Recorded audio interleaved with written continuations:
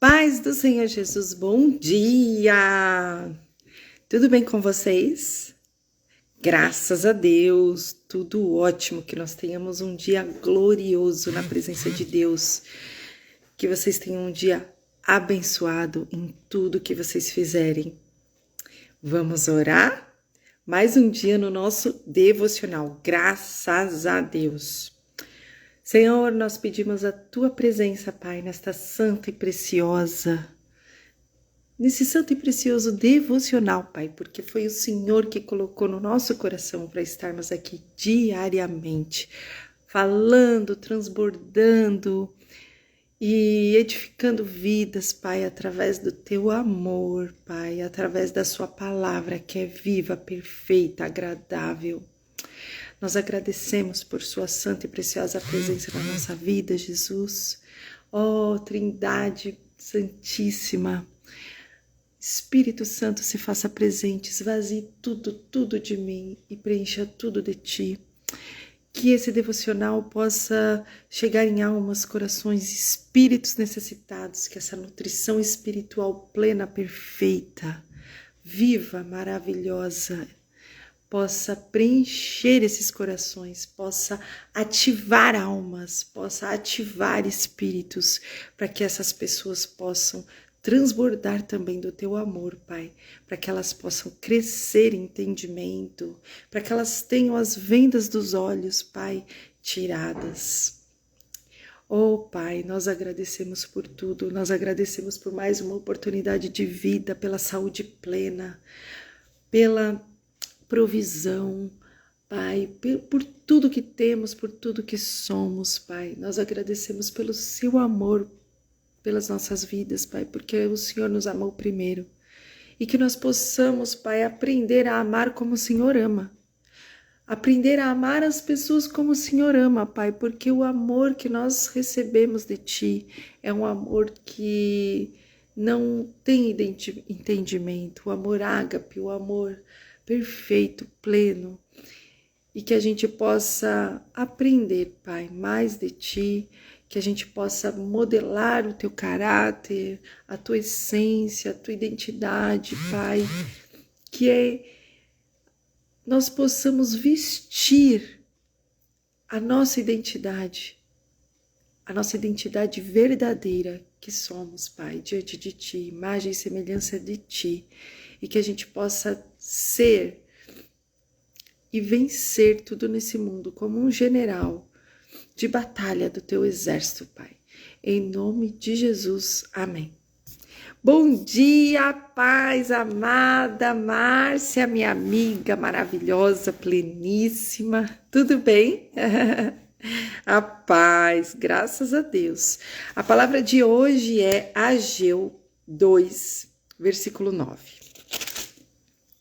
O profeta Ageu foi o profeta da reconstrução, do templo. O seu nome significa festa.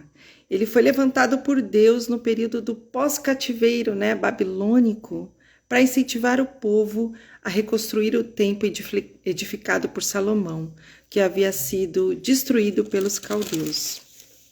E nós vamos falar da glória da última casa, que é sempre plena e perfeita, Mas vocês vão perceber alguns sinais de pessoas que muitas vezes não estão ligadas no espírito e que acabam até mesmo por causa desses comportamentos, atrasando as bênçãos de Deus na vida delas.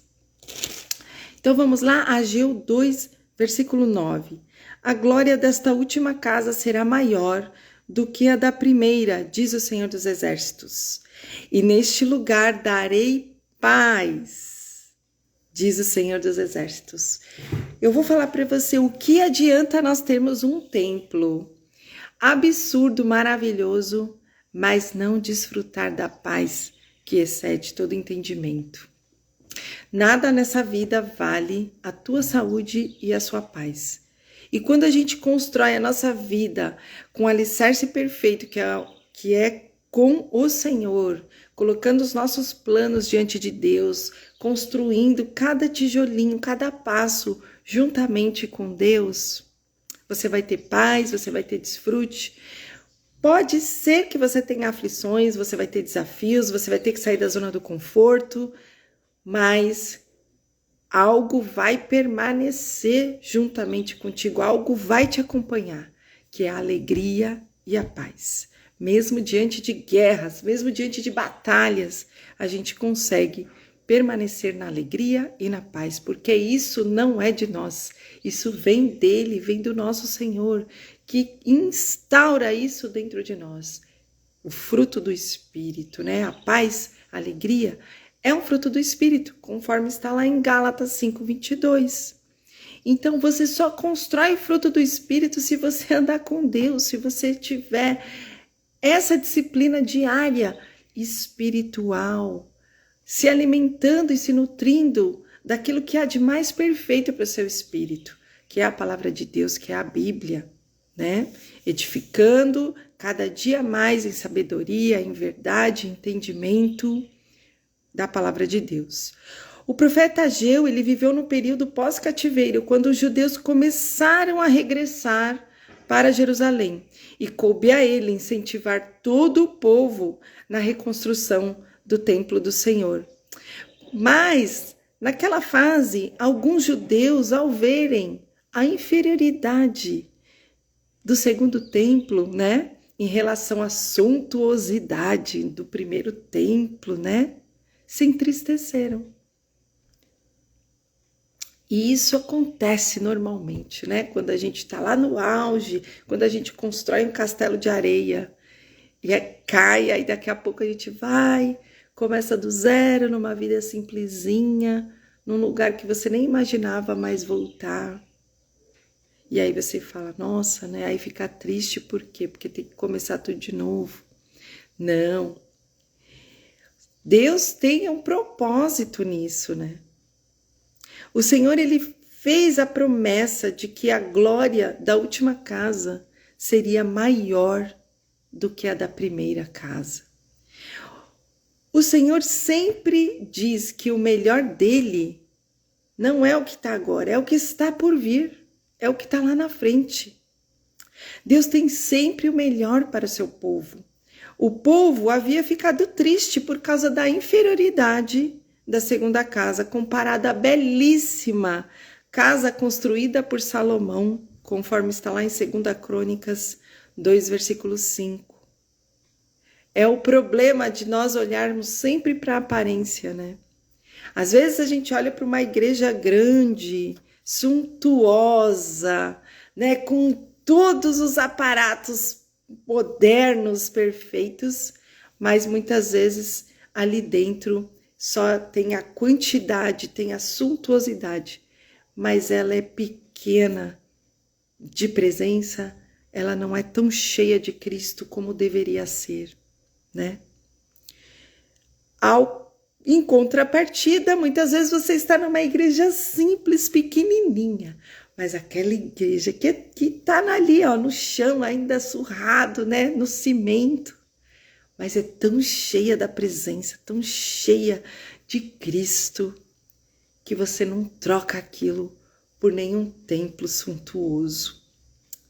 Esse é o problema dessa geração atual, que só se preocupa com a aparência, vai em busca da aparência, vai em busca da idolatria, vai em busca de pessoas, de idolatrar, templos e pessoas, ao invés de ir em busca de Cristo, de mais de Cristo, do alimento de Cristo, né?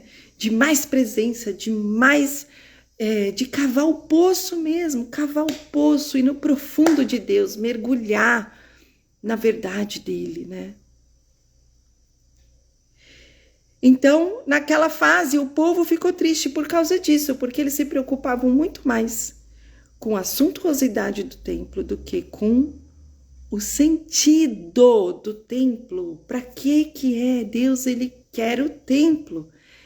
Esse templo com paz, com amor, com prosperidade, com todos os frutos que existe, que ele nos ensina, né? A glória da última casa, Aqui, nessa fase ainda, né, quando os judeus ficaram tristes, porque a casa construída por Salomão era belíssima, né, era suntuosa. Mas o Senhor, ele conseguiu tranquilizar o seu povo de que o melhor ainda estava por vir. A glória da última casa seria bem maior do que a que Salomão havia construído. Um outro exemplo é Jó, né? Lá no Jó 8, versículo 7, é dito que o teu princípio, na verdade, terá sido pequeno, mas o teu último estado crescerá em extremo.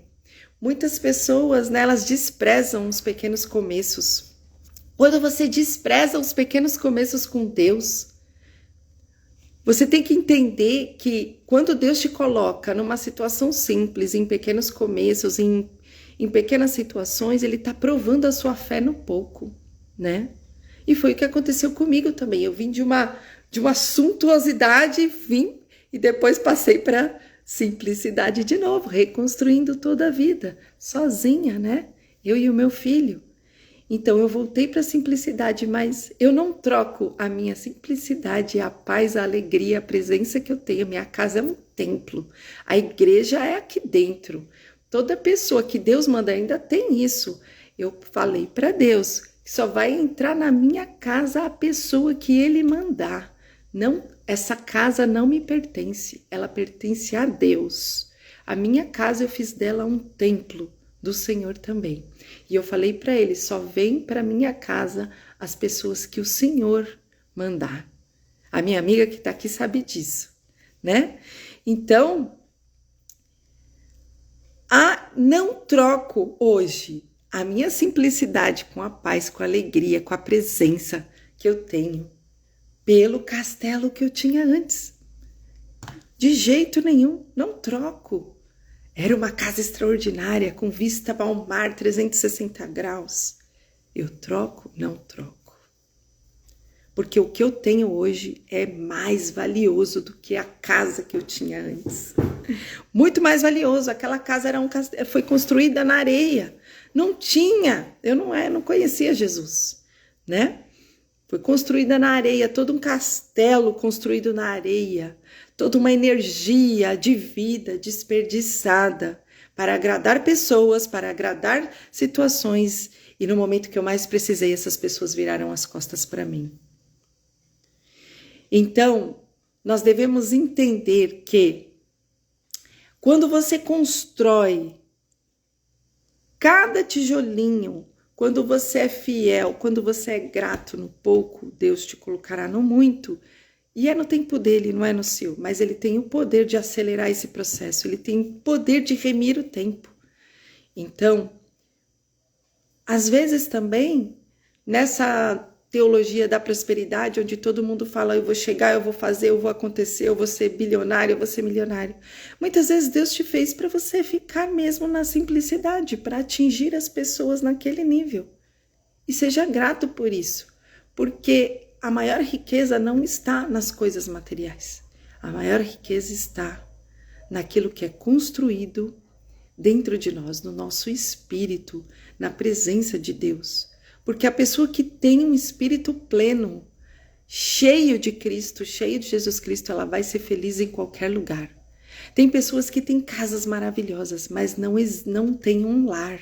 Não é feliz, não é pleno, a família toda desestabilizada, não tem paz, não desfruta da tua vida, não tem alegria, não tem tempo de qualidade com a família. Tem pessoas que são muito simples, mas elas têm um lar. Elas têm a alegria, a paz, a felicidade dentro do lar delas, né? Então, lá em Isaías também o Senhor fala. Eu vou voltar para Jó para concluir essa fala. O teu princípio, na verdade, terá sido pequeno, mas o teu último estado crescerá em extremo. Jó perdeu tudo, ele era muito rico, perdeu tudo, ficou na sarjeta, até a saúde, os filhos, tudo. Mas ele não negou a fé, não negou o nome de Deus. Até a sua mulher falou, amaldiçoa esse Deus, né? Quer dizer, a gente vai amaldiçoar Deus, vai colocar a culpa em Deus se a gente perder tudo? Quer dizer que a gente só segue Deus se a gente tiver tudo? E se a gente perder tudo? Nós vamos continuar glorificando o Senhor? Nós vamos continuar honrando o nome do Senhor pelo que Ele é, não pelo que Ele nos proporciona. Muitas vezes Deus testa a nossa fé, né? Às vezes quando Ele tira algo de você é para que você seja provado na sua fé.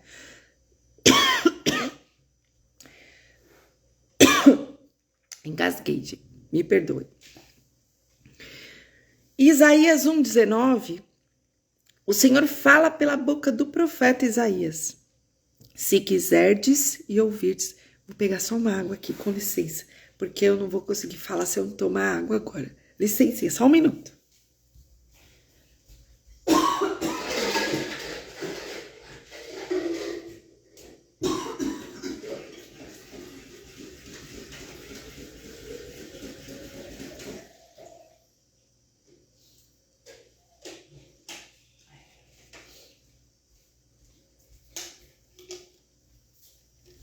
Ao vivo é assim mesmo.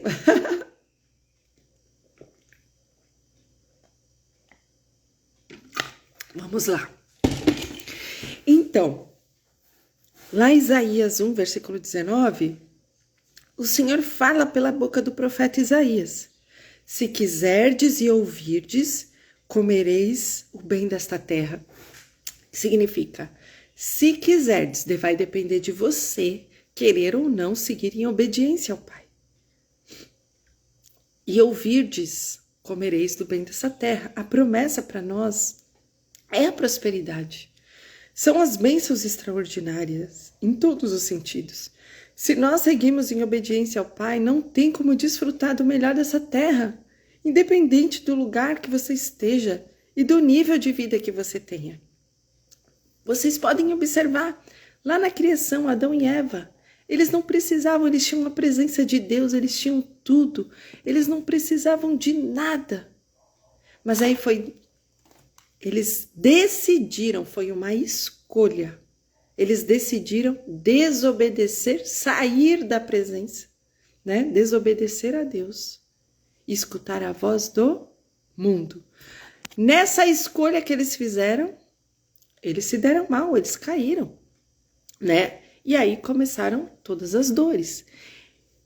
Qual é a lição espiritual que eu tiro disso? Enquanto você estiver na presença de Deus, você vai desfrutar do melhor dessa terra. Enquanto mais você se dedicar para as coisas do reino, se preocupe com o reino de Deus e a justiça, e o resto lhe será acrescentado. Primeiro é o reino, primeiro é a sabedoria de Deus, as leis, os mandamentos de Deus, e obediência ao Pai, comportamento de santidade. Enquanto você continuar, se você estiver nessa conexão com o Pai, ninguém vai ter o poder de te derrubar. O Senhor vai acelerar os processos da sua vida. Você vai sair do deserto mais rápido. Você vai ser curado no espírito, na alma, no corpo. Você vai aprender a governar a tua alma, né? A tua consciência, a tua mente. Aquelas coisas que você não consegue, você vai conseguir fazer. Porque existe um poder que não vem de nós, vem de Deus. É Deus que dá esse poder para nós. E a gente só vai conseguir ativar todos os poderes, todos os acessos necessários para a nossa vida, para a gente viver o extraordinário dentro daquilo que Deus quer para a nossa vida, quando a gente aprender a andar 100% na obediência, 100% na presença, 100% fazendo a vontade do Pai antes de fazer a nossa vontade. Tudo que você fizer, você tem que aprender a falar. É da sua vontade, Senhor, que eu faça isso?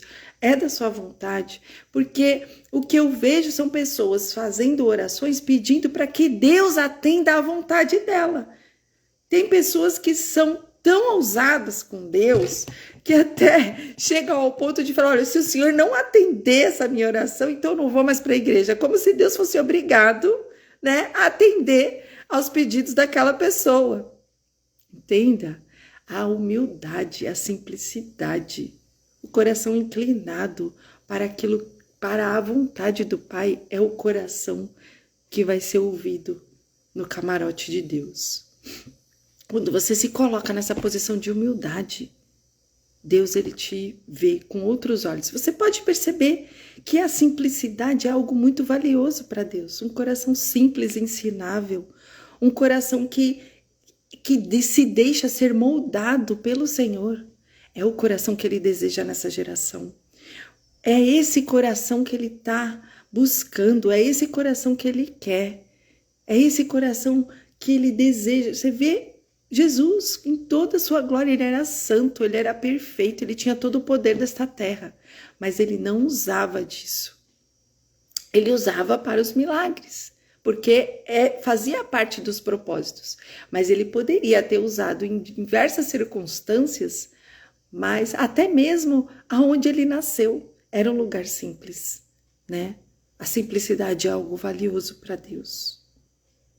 Você se manter nessa simplicidade com esse coração puro, simples, né? Em qualquer situação que você estiver, seja no pouco ou no muito. Isso é muito valioso para Deus.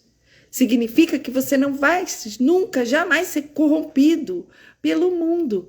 Porque quando você tem esse coração, seu coração está inclinado totalmente para Deus e não para o mundo, né? Em Eclesiastes 7, versículo 8, lemos que melhor é o fim das coisas do que o princípio delas. Não despreze os seus pequenos começos, a simplicidade do começo. Por quê? Porque aquilo pode se tornar algo surreal, exponencial. Deus, ele prova você no pouco, para no muito te colocar. Ele está testando a tua fé, ele está testando o seu fruto da perseverança, da paciência, da mansidão, do domínio próprio, benignidade, longanimidade, paz, alegria. Você tem alegria no pouco e no muito? Ou você só vai ter alegria quando você tiver o que você quer? E quando você não tem nada? Como Paulo dizia, eu sei o que é viver na fome, eu sei o que é viver sem nada e eu sei o que é viver com muito. A alegria permanece o mesmo, o seu estado de espírito permanece o mesmo quando você está no pouco, no muito. Você consegue desfrutar da vida quando você não tem nada? Quando você está na escassez? Quando você não tem acessos? Quando você está numa situação difícil? Ou a sua alegria ainda depende de pessoas, ainda depende de coisas materiais, ainda depende de dinheiro? Porque se a sua alegria estiver em Deus, se o seu espírito estiver preenchido do amor de Deus, você não vai ter outra necessidade. A sua alegria vai ser permanente, como era, né, com os apóstolos. Paulo foi um exemplo disso também, né? Jesus é o maior exemplo disso, nosso Senhor Jesus. Então a gente precisa pedir a Deus que Ele desenvolva em nós o fruto do Espírito, né? E você vai desenvolvendo todo dia isso na presença,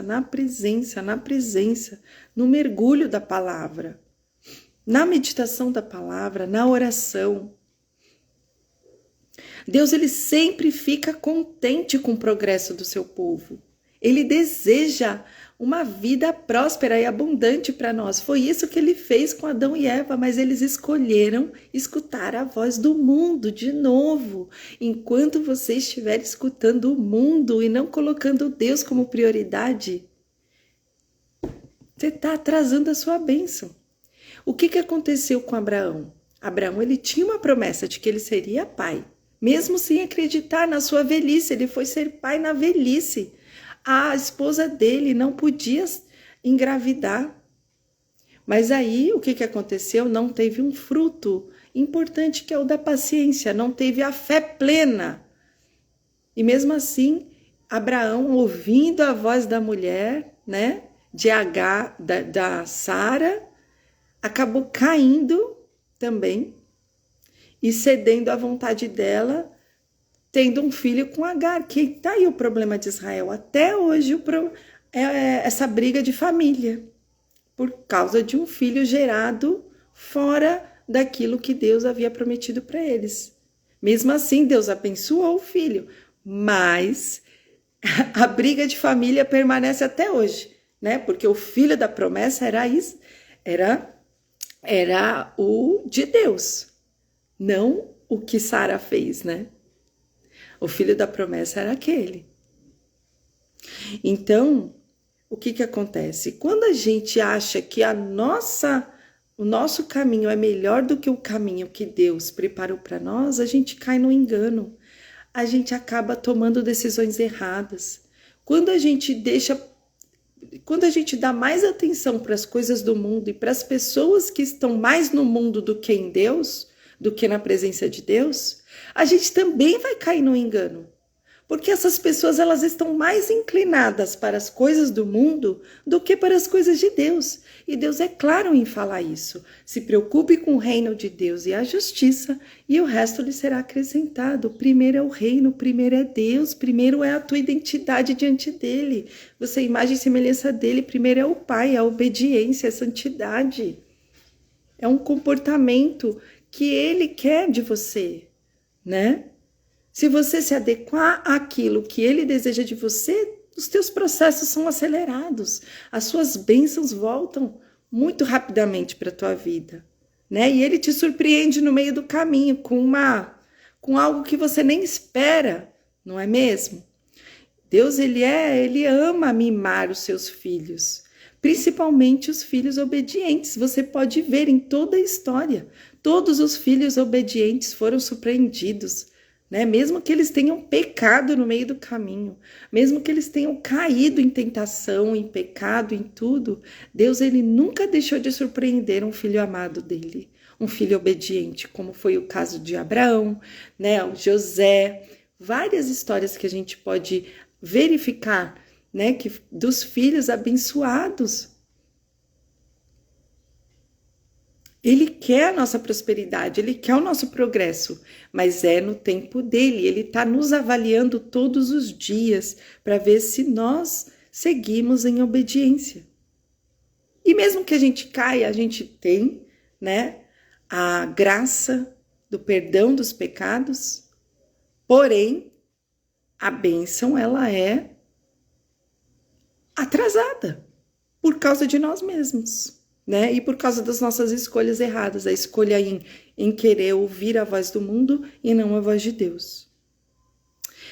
No Salmos 35, versículo 27, o salmista glorifica ao Senhor dizendo: cantem e alegrem-se os que amam a minha justiça e digam continuamente: o Senhor que ama a prosperidade do seu servo, seja engrandecido.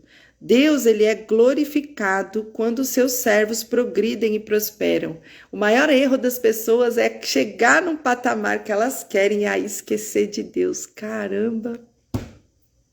Não dá a glória para Deus. Aí, imagine a tristeza do nosso Senhor, né? Quando ele vê isso. Tudo é para a glória de Deus. Tudo que a gente recebe na nossa vida é para a glória de Deus. Todos os acessos que ele dá, toda a riqueza, toda a abundância financeira, toda a prosperidade, todas as bênçãos é para glorificar o nome do Senhor, para que outras pessoas possam ser alcançadas pelo seu amor. Em Jó 17, versículo 9, lemos que o justo seguirá o seu caminho firmemente e o puro de mãos irá crescendo em força. O puro de mãos irá crescendo em força.